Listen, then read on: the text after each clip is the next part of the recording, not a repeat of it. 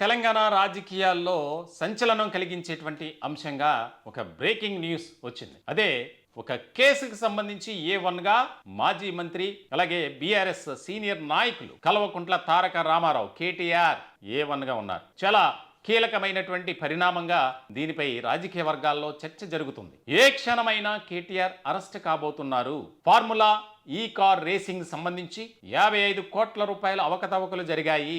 RBI permission లేకుండా నిధులు మళ్లింపు అనేది జరిగింది అని గత కొంతకాలం నుంచి ఆరోపణలు బాగా వినిపిస్తున్నాయి, విమర్శలు కూడా వినిపిస్తున్నాయి. ఇటువంటి క్రమంలో రాష్ట్రంలో ప్రభుత్వం మారిన తర్వాత, కాంగ్రెస్ అధికారాన్ని చేజిక్కించుకున్న తర్వాత జరుగుతున్నటువంటి పరిణామాలు మనం గమనించవచ్చు. దీనిలో భాగంగానే ఈ కేసును ఏసీబీకి అప్పగించింది. ఇటువంటి సందర్భంలో తాజాగా A1గా కేటీఆర్, A2గా సీనియర్ ఐఏఎస్ అధికారి అరవింద్ కుమార్ వారిద్దరిని ఈ కేసులో ఇన్వాల్వ్ చేశారు. చాలా కీలకమైనటువంటి పరిణామాలుగా ఇది మారబోతుంది. ఇప్పటికే గవర్నర్ అనుమతి కూడా తీసుకున్నారు. ఏ క్షణమైనా కేటీఆర్ అరెస్ట్ ఉండబోతుంది అనేది తెలంగాణ పొలిటికల్ సర్కిల్లో బాగా వినిపిస్తుంది. మనం ఎఫ్ఐఆర్ కాపీ స్క్రీన్ మీద చూస్తున్నాం. First information report ACB 19/12/2024 act prevention of corruption act 1988 sections 13(1) red with 13(2) of prevention of corruption act 1988 IPC sections 409 red with 120(b). చాలా కీలకమైనటువంటి సెక్షన్స్ ఇవి. అంటే ఉద్దేశపూర్వకంగా కుట్రపూరితమైనటువంటి నేరానికి పాల్పడ్డారు అని. ఈ యొక్క 55 కోట్ల రూపాయలకు సంబంధించినటువంటి వ్యవహారంలో ఎలాంటి అనుమతి తీసుకోకుండా విదేశీ సంస్థలకు ఈ యొక్క మళ్లింపు అనేది నిధులు మళ్లింపు జరిగింది. చాలా ముఖ్యమైనటువంటి పరిణామంగా ఇది మనం చూడాలి. వాస్తవానికి 2023 ఫిబ్రవరిలో హుస్సేన్ సాగర్ చుట్టూ ఒక ఈ కార్ రేసింగ్ అనేది జరిగింది. అప్పుడు బాగానే జరిగింది. సెకండ్ ఫేజ్ ఈ కార్ రేసింగ్ ఏదైతే ఉందో దానికి సంబంధించి ప్రయత్నాలు జరుగుతుండగా ఈ వ్యవహారం బయటపడింది. 2024లో జరగాలి. అప్పటికే ప్రభుత్వం మారిపోయింది. దీనికి సంబంధించి ఎవరైతే ఒప్పందం చేసుకున్నటువంటి సంస్థలు క్యాన్సిల్ చేశాయి. ఎందుకంటే ఆరోపణలు ఎక్కువగా వినిపిస్తున్నటువంటి క్రమంలో ఇప్పుడు తాజాగా జరిగిన పరిణామం చూస్తే కనుక ఖచ్చితంగా కేటీఆర్కు ఉచ్చు బిగిస్తోంది.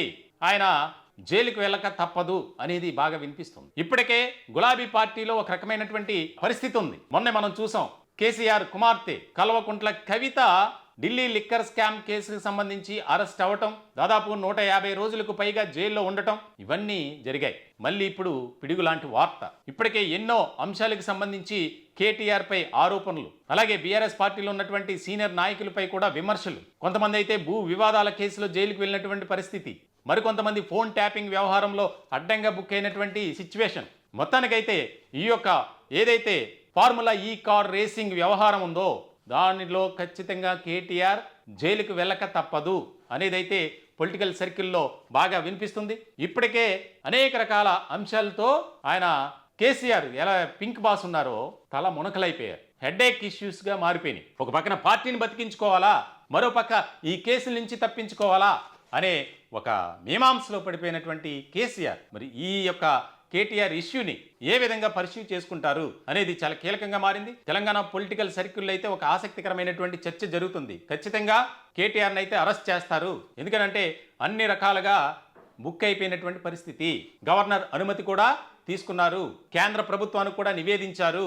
ఇప్పుడు తాజాగా ఏసీబీ కేసు రిజిస్టర్ చేయటం, దానికి సంబంధించి A1గా కేటీఆర్ ఉండటం, A2గా ఐఏఎస్ అధికారి అరవింద్ కుమార్ అప్పుడు హెచ్ఎండిఏలో గోల్మాల్ అయినటువంటి నిధుల వ్యవహారానికి సంబంధించి, ముఖ్యంగా ఈ అంశానికి సంబంధించి ఫార్ములా ఈ కార్ రేసింగ్ సంబంధించి ఏ రకమైనటువంటి పరిణామాలు భవిష్యత్ కాలంలో జరగబోతున్నాయి అనేది చాలా కీలకంగా మారినటువంటి అంశం. ఈ టాపిక్ పై మీ యొక్క విలువైనటువంటి అభిప్రాయాలు, సలహాలు, సూచనలు తెలియజేయండి కామెంట్ రూపంలో. దయచేసి మా ఛానల్ని సబ్స్క్రైబ్ చేసుకోండి. Thank you.